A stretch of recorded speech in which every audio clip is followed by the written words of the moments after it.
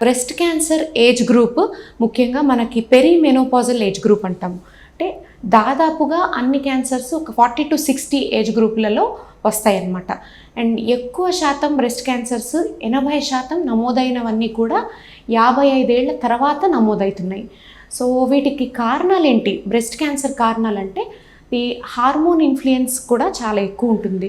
Breast tissue అన్నది హార్మోన్స్కి sensitive ఉంటుంది. So oestrogen అనపోజ్డ్ influence అంటాం అనమాట దాన్ని.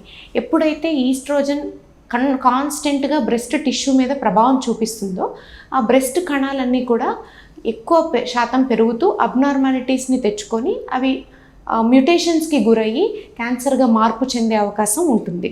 సో మనకి ఫస్ట్ ఎర్లీ మెనార్కీ అంటే తొందరగా బహిష్టు కావటం, 9 ఏళ్లకే 8 ఏళ్లకే బహిష్టులు అవుతున్నారు ఇప్పుడు అట్లాగా.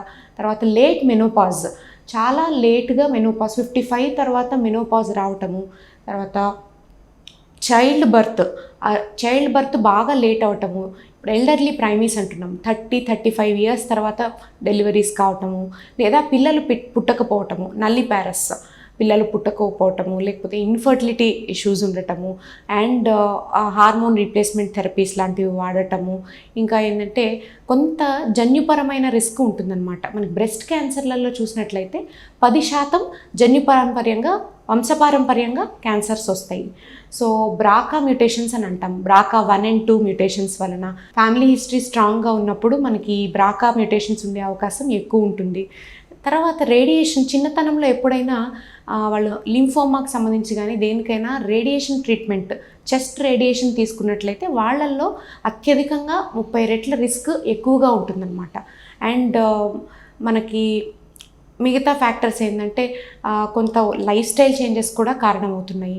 Obesity, sedentary life style, smoking, ఇవన్నీ కూడా కొంతవరకు డైట్, బాగా junk foods, less fibre foods ఇవన్నీ తీసుకోవటం, ఎక్సర్సైజ్ లేకపోవటం, ఫిజికల్ ఇన్యాక్టివిటీ, ఇవన్నీ కూడా చాలా వరకు మనకి బ్రెస్ట్ క్యాన్సర్ రిస్క్ని పెంచుతున్నాయి. అండ్ లక్షణాలు చూసుకుంటే ఫస్ట్ రొమ్ములో గడ్డలాగా తగలటము, రొమ్ము చనుమొన నుంచి నీరు లేదా నెత్తురులాగా కనిపించటము, బ్రెస్ట్ స్కిన్ ఏదైతే ఉంటుందో దాని మీద తేడాలు గమనించుకోవచ్చు. కొంచెం ఆరెంజ్ పైన ఉండే తొక్క ఉంటుంది కదా, అట్లా అవ్వటం కానీ, లేకపోతే చర్మాన్ పైన చిన్న చిన్న పొక్కులు లాంటివి కానీ, నాడ్యూల్స్ లాంటివి కానీ కనపడటం, అండర్ ఆర్మ్స్లో గడ్డలు తగలటము, చనుమొన లోపలికి వెళ్ళిపోవటము, తర్వాత ఆర్మ్ బాగా స్వాలన్గా అనిపించటము, చెయ్యి వాపు రావటము, ఇట్లాంటివన్నీ ఉండొచ్చు. లేట్ స్టేజెస్లో ఏంటంటే మనకి వేరే ఆర్గన్స్కి క్యాన్సర్ స్ప్రెడ్ అయినప్పుడు, ఒకవేళ లివర్కి స్ప్రెడ్ అయిందనుకోండి, జాండీస్, కడుపు ఉబ్బరము, ఇట్లాంటి సిమ్టమ్స్ ఉంటాయి. బోన్స్కి స్ప్రెడ్ అయితే బోన్ పెయిన్స్, బాగా ఒళ్ళు నొప్పులు అట్లా ఉంటుంది. అండ్ బ్రెయిన్కి స్ప్రెడ్ అయినప్పుడు ఫిట్స్ రావటం కానీ, తలనొప్పి రావటం కానీ ఇట్లాంటివి ఉంటాయి అన్నమాట.